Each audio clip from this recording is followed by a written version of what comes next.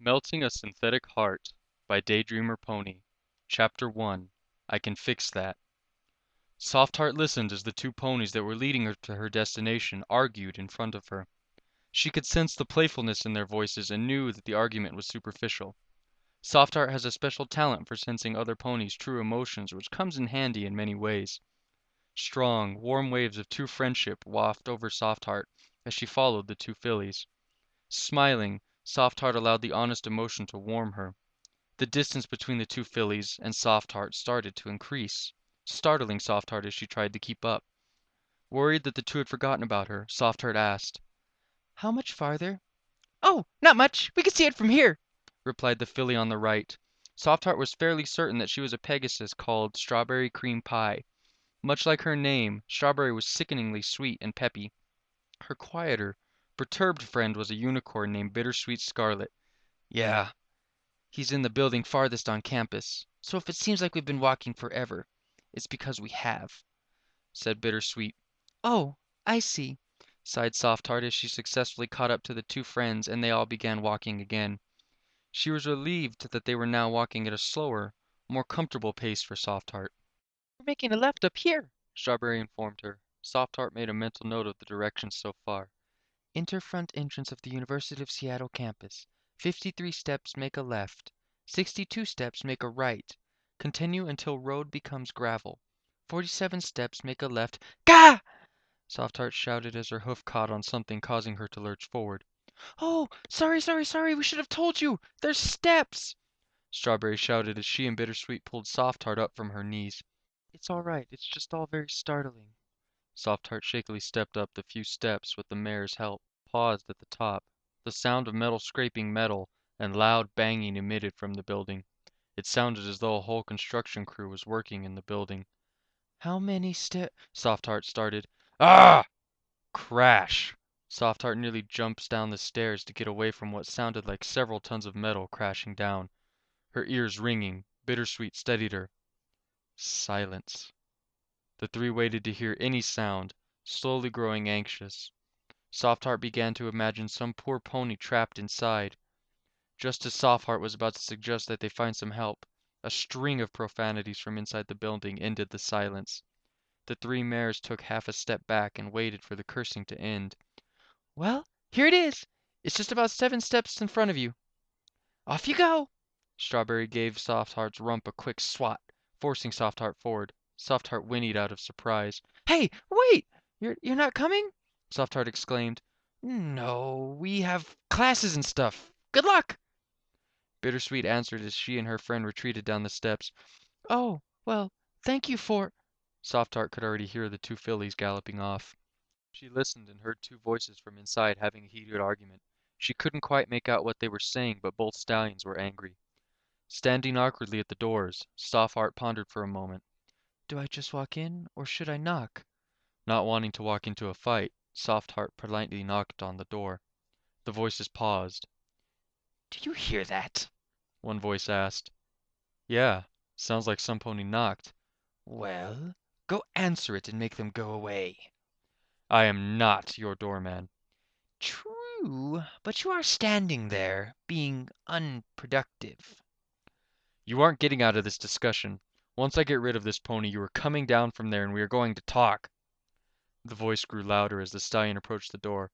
The door swung open and prickly waves of irritation shot out from the stallion. Softheart stepped back quickly as if she could dodge the unpleasant emotion. Suture regarded the mare standing in front of him. The muted purple pony had a short, wavy mane that curled at the ends.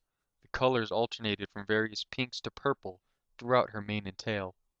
She leaned away from him, a stance that led Suture to believe at any moment she might run away. Yes? The irritated pony asked without even attempting to hide his annoyance. Um, hi. Are you Professor Synthetic?" Softheart quietly asked. Suture barked out a laugh he had not been able to restrain. What? You have obviously never seen a picture of the professor, Suture chuckled. Softheart lowered her head to try to hide her embarrassment. "No, I haven't." So what do you need? Why are you here? Suture said. "Oh, I need—" Crick, clack, clang, clang, clang.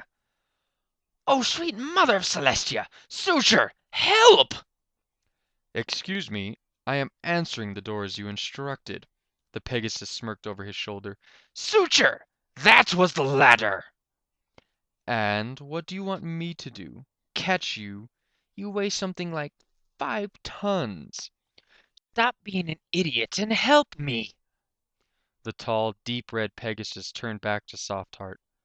You might as well come in. This could take a bit.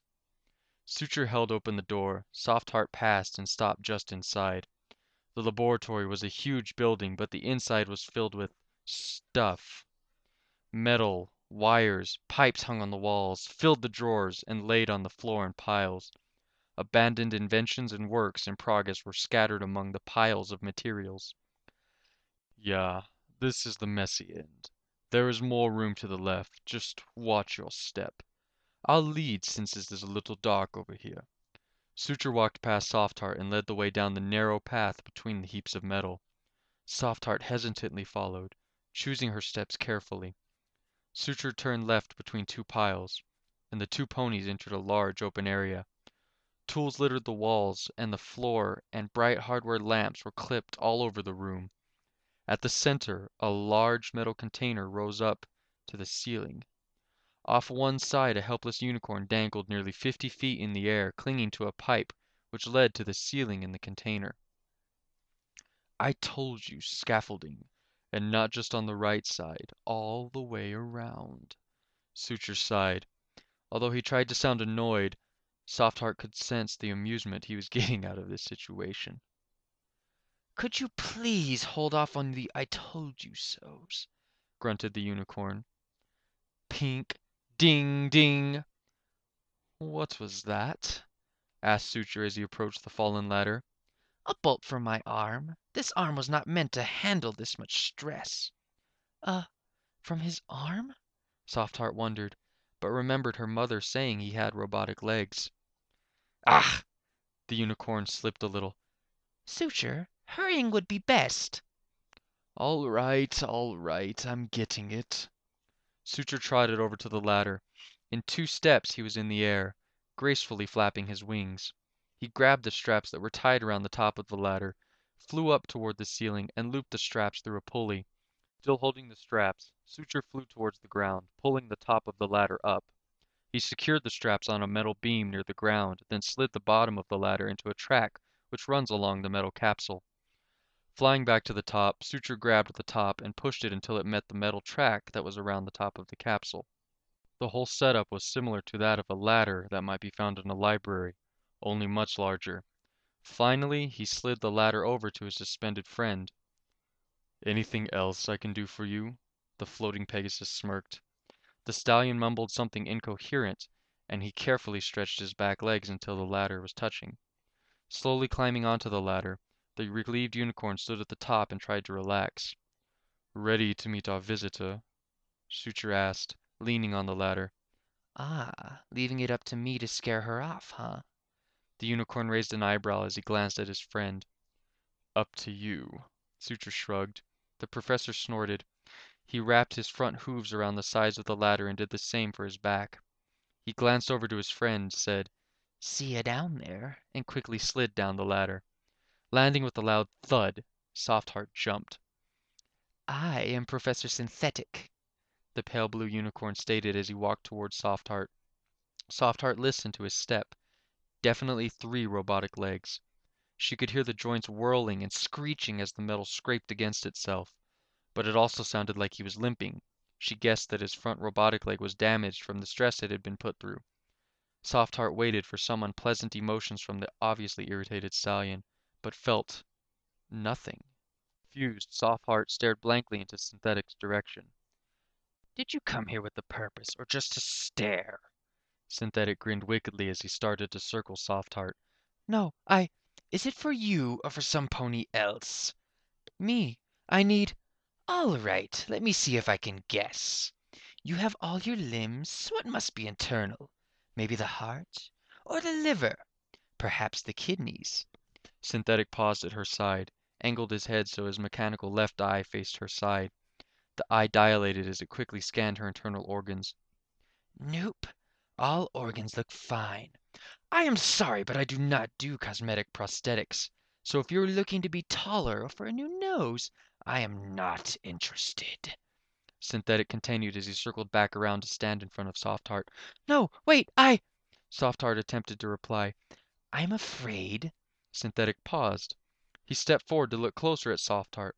She appeared to be looking somewhere over his left shoulder. He glanced back, but saw nothing that would catch her interest other than him. He looked back to Soft Heart and leaned to the right, carefully watching her eyes. Her eyes didn't move, but she turned her ears right at him. He leaned back to the left, and again she followed him with her head, but her eyes stared at some point beyond. What beautiful flawed eyes you have. Synthetic took a step closer to examine her bright yellow eyes. Soft Heart shifted uncomfortably as she felt his presence so close to her. I went completely blind a few years ago. I came here hoping that, she replied softly. Synthetic grinned. I can fix that.